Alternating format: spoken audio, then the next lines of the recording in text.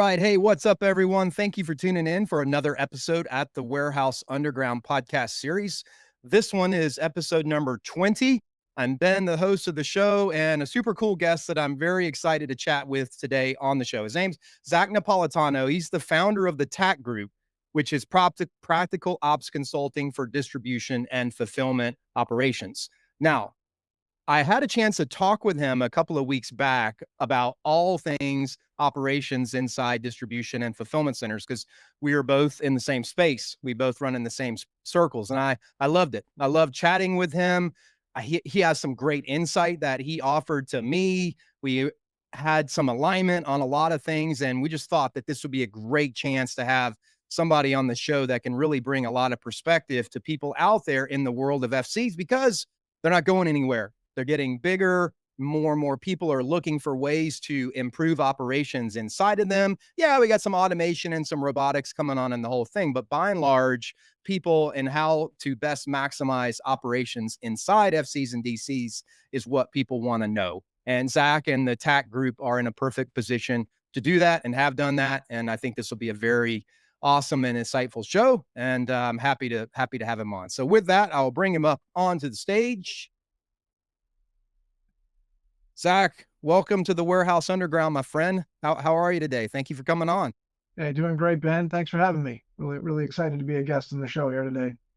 Awesome. Yeah, much better weather where up where you are, up in Connecticut versus Georgia where I'm at, where it's insanely hot. But the good thing is it's nice and cool in my basement where I host my show. So no need to worry about that. But so like I was saying a little bit in the intro, we are in the same space. So we've seen each other's posts on LinkedIn. We like the perspective that is going on out there. But can you just tell the audience a little bit about your background, kind of where you came from, and what the TAC Group is all about?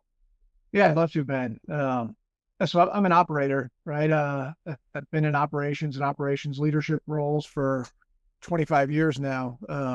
I started my career with FedEx Ground as a package handler back in 2000, loading and unloading trailers. Yep. And at the next 20 years of my career with FedEx, and did everything under the sun for them, right? From package handler to ops supervisor on the dock. I did pickup and delivery operations, spent some time delivering packages.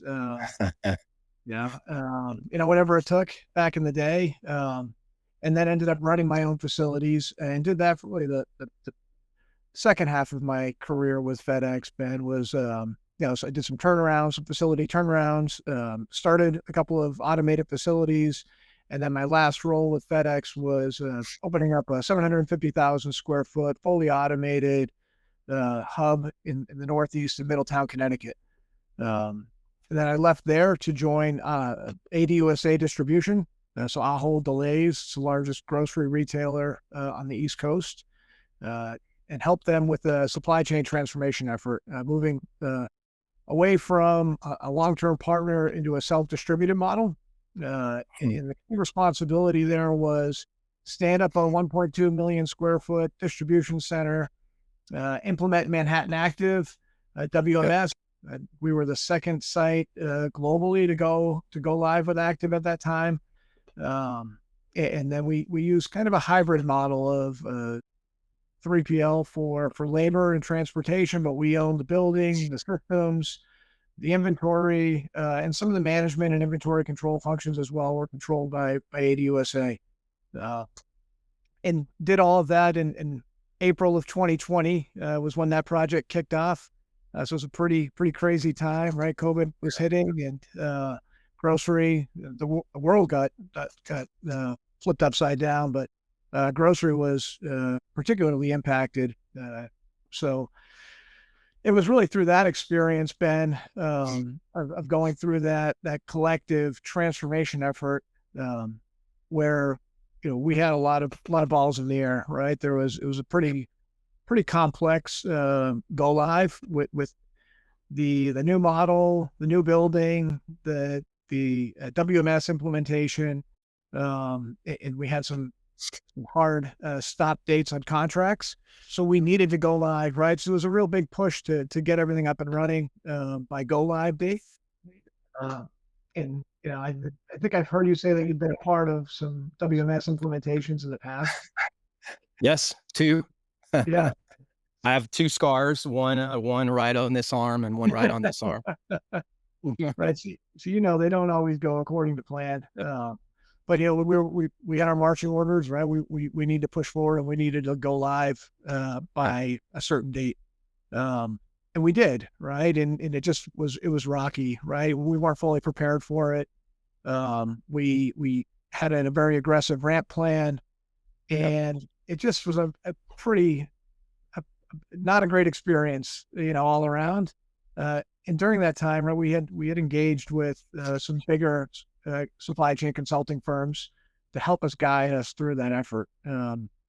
What I noticed at that time was that they were really great at supply chain theory. They were really smart people who knew their stuff. But when it came to actually implement that right into the operation, like there was a gap there. Right, we didn't Yep. have the internal bandwidth to take on additional work. We didn't understand some of the things that we were trying to accomplish, right? Because we just didn't have that knowledge base at the time. And I just remember thinking like, really, we need somebody here to help us execute this plan. Yep. Uh, but those folks didn't exist, right? You're Yep. typically working with a bench of really smart kids who just graduated with maybe an MBA in supply chain from, you name the university, right? Michigan State, Penn State, Georgia Tech, right? Some really sharp kids, but just go talk to some operations folks, and the communication gap was pretty big there. So I just thought it was a great opportunity at that time to fill that void. So when I separated from Ahold in 2023, that's what I set out to do. That was the basis for the TAC Group, is we want to take kind of a practical approach and really be operators helping operators execute. Yep.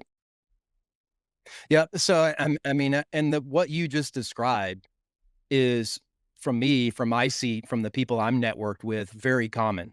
In fact, probably it's more common to have those types of stories, I think, than it is the opposite, than it is the good stories. Although it might not seem that way if you look at press packages and the whole thing, but that's what my gut tells me, and I think it is. And so, like, automation and robotics and software, and those are the types of things that they get a lot of hype and they are big and everything. But it seems like people and their performance is kind of what you were talking about. That communication, the people is still huge. I mean, it's big. It's a huge part of it. And it seems like the TAC group is kind of zeroing in more on that side of it than maybe the other side. So what kind of made you zero in on that versus the other pie in the sky, like big level stuff? Because I think that's a little bit of a differentiator in the market. I don't have as many consulting firms that are kind of taking the position on it like you are. Yeah, I think you're right, man. I look at the software, the robots, the automation. It gets the hype because it's flashy, right? Yes, It's cool stuff, right? Like it's it is. deserved, right? They get the hype for a reason. But coming from an operations background, right? It doesn't matter what type of tools you have if you don't have good processes in place, right? Like Yep. that's still the fundamental, and you need to have the foundation there in order for those things to be truly successful and to get the ROI that you're promised from those solutions.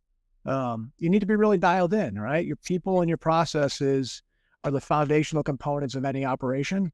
So that's to me, like that's the natural place to start, right? You need to have, because I've experienced it, right? With some of the buildings with FedEx, we were automated, but from building to building, where everything's kind of standardized, and you're putting the same technology in every building in a similar footprint with a similar package mix.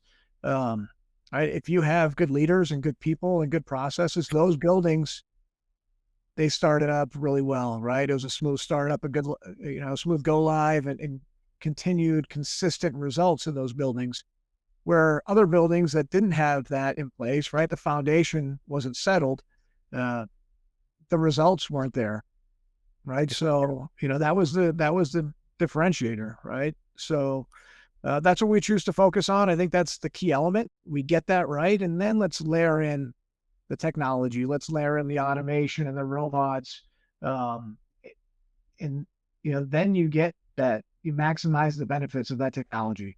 Yeah, but I think that the people and their ability to handle this, right? Do they have the capacity to do it? Do they have the background to do it? Do they have the skills? That's going to be the foundation no matter what you do. You don't have that, I think the foundation is just it's gonna crumble. It's like kind of building it in sand. And so but do you see, yeah, I know you travel around, like you've got a Mhm. lot of different places that you go. Do you see shortfalls everywhere? I mean, a real common thing that happens in this industry, I'm sure that you've heard of it is, hey, I'm coming up the ranks. I'm a strong performer. I'm great operating in the warehouse. And then I kind of get put in a leadership position and now I struggle, right? Like I've never really managed people before, or I'm above my head. And so, is that something that you see? Because I hear a lot of feedback from people that that is a really common theme that they run into. And if so, I mean, how do you attack that? I mean, how do you go about that if that's what you find when you go out there? Yeah, I love this question, Ben, because it's yeah, I think this is an area that throughout my career, right, has always been like personal to me.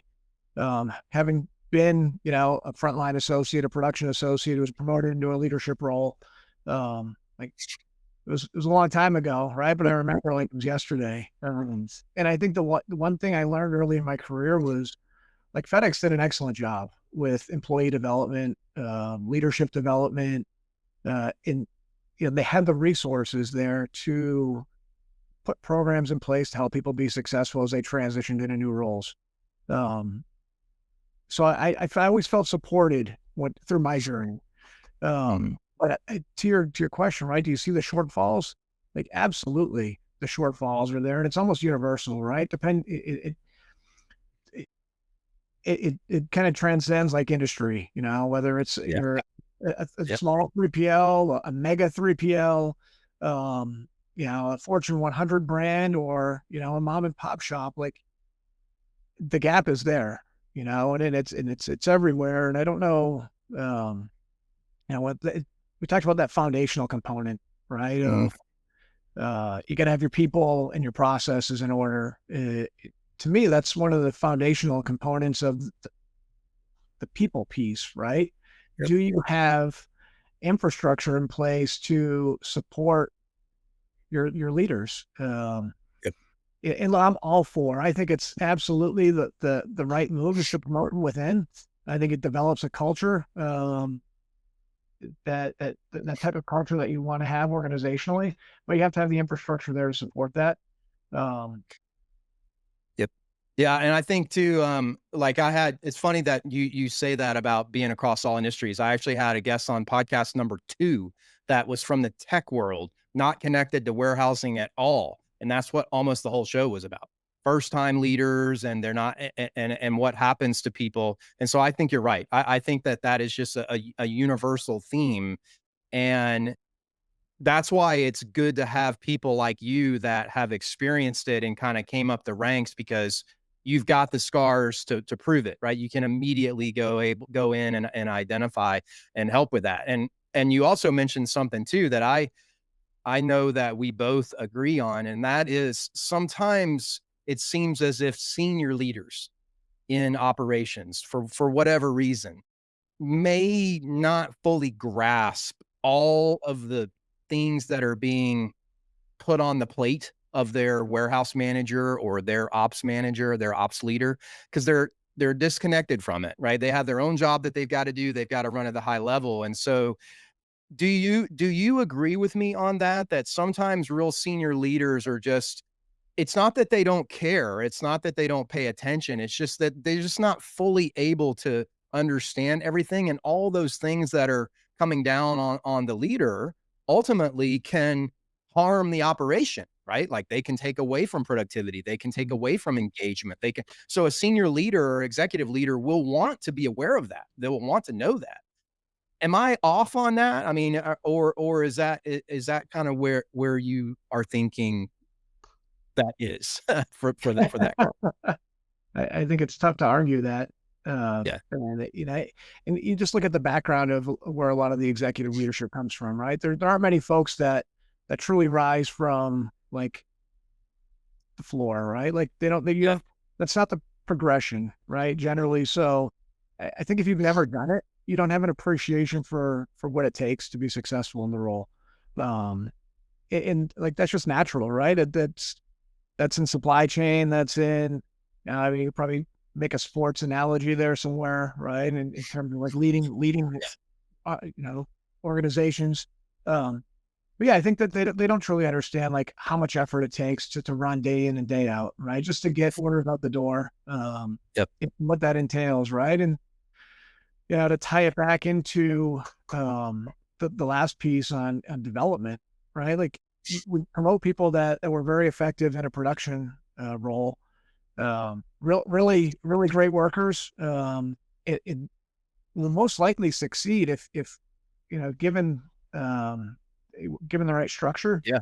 right? They have the aptitude. Yeah, Yeah. they had the aptitude, but those aren't like they're not. I don't think you have those are inherent skills of hey, I was just promoted to this role where now I need to lead a peer that somebody who was my peer yesterday, right? Now I need to hold them accountable, have a tough conversation, um, coach them, teach them. Oh, by the way, you got to respond to these emails. We have a project that's going on, and we can be a part of this team. You're getting pulled in like 10 different directions. We haven't even sat down with this person and talked to them about what their expectations are of the Yeah. role. Right? How do you It's manage different. time? Yeah, it's I completely mean, different.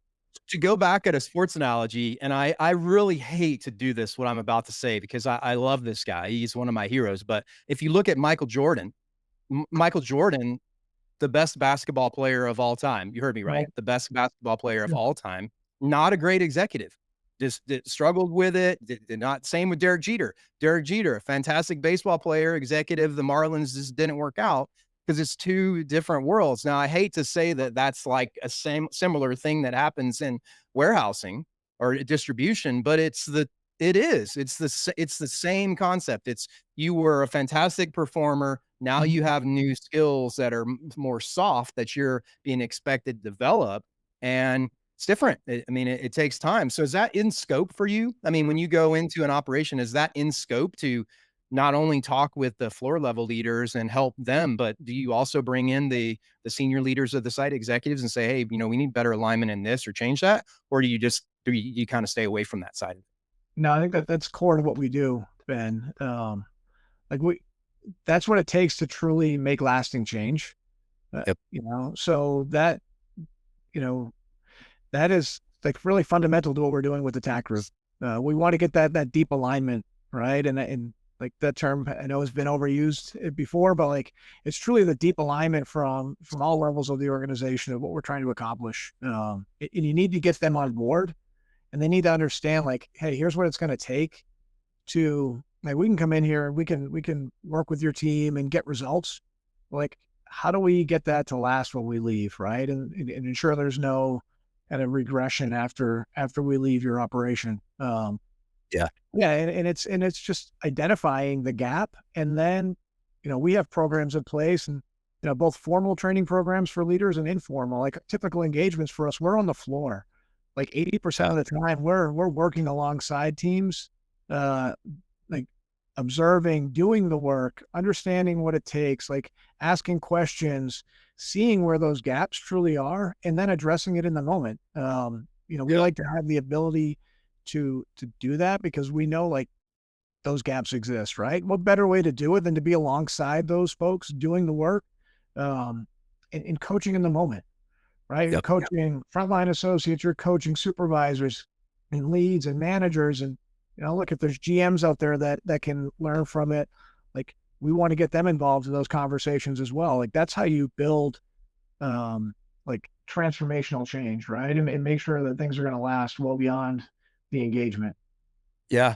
Now, what about the timeline though? I mean, because I would think that sometimes if people hire a consulting group like the TAC Group, it's just human nature. They want to see results fast, Mhm. like so. But what about that timeline? I mean, what's a realistic for you? I mean, obviously there's probably a process that you have to go through, that you have to run, and you're probably very methodical about it. But what's a ballpark that you feel comfortable with? Hey, you give me this amount of time and we can begin to lay the foundation for great things going forward. I mean, where's your comfort zone on that?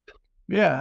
I think right out of the gate, man, we're a small firm, right? So we can be flexible in our engagements while, we try to meet people where they're at, right? And meet an operation where they're at. So we can tailor our engagement to whatever the budget is, whatever the needs are, wherever the opportunities are. So like, we don't have a prescription that we're going to come in and say, hey, look, this needs to be the engagement, and it's going to be 12 weeks. We're going to bring in 4 people or 10 Yeah. people, or like we're nimble. We move fast, and like we know customers expect quick results. We've seen excellent results in as little as 2 weeks. I think Yeah. in order to drive that, that transformational and lasting change, though, it's typically 90 days. There's just so Mhm. much work that needs Yep. to take place, right? In order to make that happen. We talked about all the coaching and training. Um, you know, there's a lot of knowledge transfer that needs to take Yep. place. You're changing processes, you're implementing systems, and that takes some time, right? So I would say it varies, right? There's no standard answer there. Uh, but again, our engagements look different from client to client, right? Yeah. The results are typically pretty consistent, but how we structure that is different from client to client. Yeah. I mean, well, you got to do the assessment first. It's like you go in to get your physical, the doctor's got to do the assessment. Like, okay, you're super unhealthy. This is going to take you a long time to write this. Or, you need to cut back on the beer a little bit here and there, but for Right? the most part, you're good, right? Like, you don't know. I mean, you don't You don't know until know, you get that assessment, so then you can form it. But, I mean, one of the things that I think, though, is that how much waste is there? I mean, how much opportunities when you go around, you see, gosh, man, like I know what it looks like at a top performing facility because I've been in them and I know what benefits that brings and the advantages that come from that. And then I come into this place that needs my help, and I'm just saying, "Oh, missed opportunity here, waste there, missed opportunity there." I mean, how much of that is out there just simply because there's no knowledge or strategy or guidance that the leaders have, and they're just sort of like trying to keep the wheels from coming off the car, so to speak. I think there's definitely opportunity, right? And Yeah, there's so much opportunity within operations, right? Even in really well run operations, there's a ton of yep, opportunity. always is. Yeah, Yeah, and I think what differentiates the well-run operations from the ones that really need help, um, right? People understand where the opportunity is in a well-run operation, and they generally have a plan of attack of how they're going to go and handle it. Even in an operation that's performing poorly, right? People generally understand, like as we have those conversations when we do an assessment, we spend a lot of time talking to leaders, to associates. They know where the opportunities are, right? It's just yeah, like they don't know how to attack that. Or, yeah, to your point, they're trying to keep the wheels from coming off, right? So, yep, where we help is like, let's put some structure around an engagement to go identify what these high impact initiatives are, where the real opportunity is, and then let let's go get it, right? Let's go make yep, these improvements. Let's improve the margins, right? Lower the costs. A lot of those savings are permanent. yep, Right, so let's go identify an attack, and we'll teach you how to do that, right? So that when we leave, okay, now you know the process that you need to go through, right? To do this, to continue to identify opportunities and to work through that in a very systematic way. yeah. Yeah, I think that's a key part. I mean, there's probably always gonna be some regression after you leave, but I think if you've taught them how to the strategy and the logic and the thought process and how to systemize it, then I think maybe the system protects from too much regression. It's not just, "Hey, relying on me or whoever." I think that's a key point, but let me ask this question to you, Zach. So when you I've been in some operations before that brought in outside consultants. And sometimes with the leadership that's there, if it if it's coming from the executive or the senior leader, they usually have a good perspective on it. They understand why there's a need to do it and the whole thing. But you sometimes get some pushback from the people on the floor, right? Like a floor leader, floor manager. Why is this guy here? He doesn't understand. He's in my chili. Like, I just want. Do you? I mean, is that something that you face too? I mean, do you get that pushback as an outsider coming in and trying to tell people what to do? And then how do you get through that Yeah. and get to good stuff Hey, on the back? like chili? Is that what you said?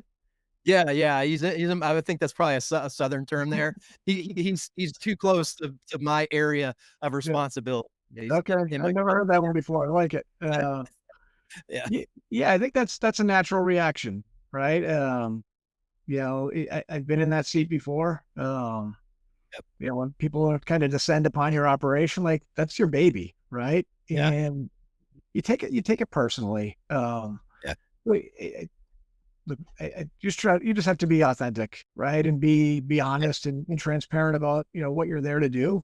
Um, we've never had an engagement, Ben, that where we were like trying to reduce headcount, right? Like yeah, no, we're not trying to eliminate jobs. I think there's a lot of opportunity within an operation to streamline, right, and improve efficiencies, but we're not there to cost anybody their job, right? That's not our approach. Um, we want to enhance what's already there. yep, And having lived that life, right, for a very long time, I think it's easy for me and for the people that work with us that we can go and have those conversations and be very comfortable having those conversations and yeah, actually get through to folks, right? To say, hey, look, like this is what we're here to do.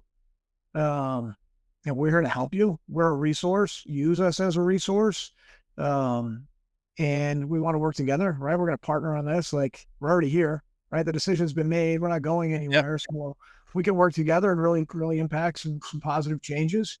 Um, let's just get that out of the way early on, right? We're here to help. Um, but I think yeah, that's the best way to approach it. And typically you can break that barrier down quickly, right? You have a conversation, you get on the floor, you start to talk shop a little bit and understand like, hey, we see the same things. Like, oh, you don't have the bandwidth to attack it. That's what we're here for, right? And we're going to be on the floor, right? We're not going to yeah, sit in the conference room and expect you to go drive these results. We're going to be on the floor with you, helping you drive results. And I think that's the point, quite honestly. Like when people hear that, I think they either think it's BS, right? But then when we're there and they keep seeing us on the floor, right? And we don't leave the floor. They're like, oh, this guy's serious, right? They're yeah, here. They're here to help. They are resources. They understand how to get things done. And look, we're getting better. yeah. And like, okay, great. We're seeing some results. Like we're on board. Let's do this. Yeah, I mean, I think what you said is true. When it comes to that culture of that demographic of people, they can sniff out BS pretty quickly, and Mhm. so they'll know right away, is this person from is he from the tribe or not? You know what I mean? Like, can he speak my language? Does he understand it? And you can't. It's very difficult to to fake that, right? It's Right. very difficult Well, to yeah. fake that Mhm. if you don't have that. And so and then but that I think once you do that, then now they're giving you the keys, right? And then I think you're right. By the end, they're like looking at you for everything. What do you think about this? What do you think about this? We want to try this. So I'm sure you see a big transformation from day one, day two to day 90 at the end if you're there. At least that's kind of how it's been in my experience. Some people may never buy in, right? For whatever reason, Yeah. but most people, if they understand that you're genuine and authentic, and then like you said, they start to see results, they'll be bought in. Yeah, you're never gonna get 100%, Ben, right? And, Yeah. people are always leery of the vest, the guy in the vest on day one. Like, I'm wearing my uniform, right? I wear this all the time, so, but, once you get out there on the floor and have that real conversation with them, I think that's that moment, right, where you start to break that Yep. down, right? Then you're making Yep. children together. That's right. And now you can be like, "Hey, look, I was also on the Warehouse Underground podcast too. Like, check this out." Yeah, Ben, he's from the trenches, man. He knows it too. You don't believe me? Yeah, now I have Just that in my pocket. Right, yeah, yeah, just yeah. follow his stuff. Listen to the Tiger Team, man. Listen to what he's putting out there. He's the real deal. So, but let me ask you this, kind of more on a business side of what you do for anybody that's out there listening that is in the consulting world or wanting to get into the consulting world, because I've had some people come to me and show some interest in that too. So, how do you balance it all? I know we talked a little bit about this before, Zach, about how do you balance working on the business and working in the business? Hey, my clients have these needs, but my business goals and growth strategies have these needs. Like how do you split the hairs on that one and find the good spot? Yeah, that is probably one of the biggest conflicts that I've faced. And as we've grown the TAC Group, I'm not the only one that's on the team, right? We have other members of our team that help on the business end. Um, yeah, we just brought on our first sales associate, so yeah, we're I think you just need to be intentional about it and have a Yeah. plan, right, Ben? Because you're right. When you're on site with a client, like you're on site with a client, like you're dedicated completely to their needs, right, and to that engagement. It- I work It's long like, days, right? When I'm on the client yeah, side, like you're there 10, 12 hours a day, and then you're on the laptop for a few hours, so you don't get a lot of sleep. But that's kind yep, of the trade off, right? As we continue to grow, we can add some resources. But I think what's fundamental to the way that we want to approach how we engage with clients and how we go to market, man, is like we want to always run lean, right? Because that keeps yep, costs down for clients. And we want to be accessible, right? We know like the bigger firms aren't accessible to companies of all sizes, right? And we want to be accessible. And so we need to remain lean in order to do that. But you also need to have some infrastructure in place, right? You got to have good, just the same thing that we do with clients, right? We teach them how to put systems and processes in place and the right tools for their business. Like we focus on that a lot with our business. Like that's yeah, there's no difference there, right? The only difference is it's us. yeah. But Yeah, that's how we manage it. the way it was described to me once is it's like I'm in the Navy and I go into a submarine. I'm underwater now, so my communication is very limited. The Navy is still up there, yeah, helping me do my stuff, contact the Navy. But for me and my submarine with my crew, we're down here, like we're running the mission. When we surface, we'll get emails and everything, but not when we're down here in the under the water. So that was the analogy that people have always described to me on that. So, but speaking of clients, like who is your best client, right? Like, do you have because in this world, you've got warehouses, you've got manufacturing plants that have warehouses attached to them for raw Mhm. materials and everything. You've got DCs, FCs, and everything under the sun. So sometimes it all gets thrown into the same pot, but the operations are different at those different ones. But where's your comfort zone? Like, what's the spectrum of clients that you are comfortable in working with? I mean, do you go down to the small, warehouse type thing? Do you need to be big type, distribution centers? Where are you at on that? We're really comfortable. We've worked with like mom and pop 3PLs, right? With Yep. 3 million in revenue. And then we've worked with Fortune 100 companies, man, that have 30 networks, 30 sites in their network, right? So we're comfortable wherever. I think like in terms of fit for us, it's our ideal client is somebody who recognizes that they have a need. Yeah. And they know that they need somebody to come in and roll their sleeves up and work alongside them to solve a problem. Um, Yeah. right. And like you get that commitment from a client, like you know that you're going to have good results, right? In that type of relationship. So I'd say that's the ideal client, right? They know they have an issue. They know that they don't have the internal bandwidth to solve it, or that maybe they don't have the capabilities Yep. internally. Um, those are the folks that we want to work with. Gotcha. Yeah. Yeah, it makes sense. I think that self-realization is the most important starting point because it's it's the gate. Like you got to pass through that gate to get to the good stuff. If they don't know they have an issue, then it's their thing. So, all right, my friend. So I follow you online. Like we follow each other on LinkedIn. But where can people find out more about you and the TAC Group, and what do you got on the horizon for this year and maybe beyond? Yeah, continue to follow me on LinkedIn. I post daily Yeah. about all things operations, leadership. We Yep. also have a TAC Group page, the TAC Group, and then a website, the TAC Group, tacgrp.com. We post blogs and case studies on the website. You know, in it's big for 2025, and like it's been a good year of growth for us. Um, and we've got some exciting partnerships that we're finalizing that have been in the works for quite a while that we're all super excited about. And I think that's going to take us to the next level.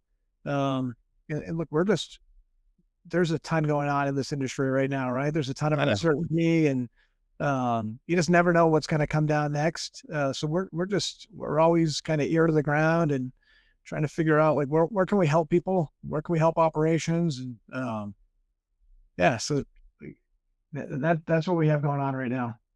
Good deal. I agree with you. It's a fast growing industry. FC's popping up everywhere. I think it's a great and exciting time to be in this industry. Yeah, I really feel that way. It's fast moving. A lot of smart people getting into it. A lot of good stuff. And I second what you. I follow you on LinkedIn, and I read your posts. And like I'd say this to a lot of people when I follow their posts. I look at them sometimes and I think, damn it, like, that is good. Like that is good. Right? Like so it's a secret I competition appreciate sometimes that. that I have with people, but you got some great stuff out there, Zach. I mean, really good perspective, and I know you're doing some good work, and I appreciate you for coming on the show. And best of luck to you and the TAC Group for 2025 and beyond, my friend. Thank you, Ben. Really appreciate the time here. You got it. Take care. All right, guys. Well, that concludes today's show. Thanks again for Zach for coming on and telling us more about the TAC Group, consulting group out there. That I mean what I say. Like he's putting out some very good stuff. He's very insightful, very informative, very thoughtful in how he goes about his business and his operation. And if you really want to max perform your FC or DC or warehouse, I would look him up. I would give Zach a call. As the warehouse underground goes, thanks for tuning in for the show. Check out the Tiger Team, episode 4, probably coming out next week. If you're a follower of the Tiger Team, you're starting to get a little bit of a following for that show. And as always, sign up at thewarehouseunderground.com. Sign up for the community. Tons of cool stuff going on inside that community. Message boards. We're working on some live shows and just networking with other members that are in there. So with that, I will see you next week for another episode. Thanks for tuning in. God bless.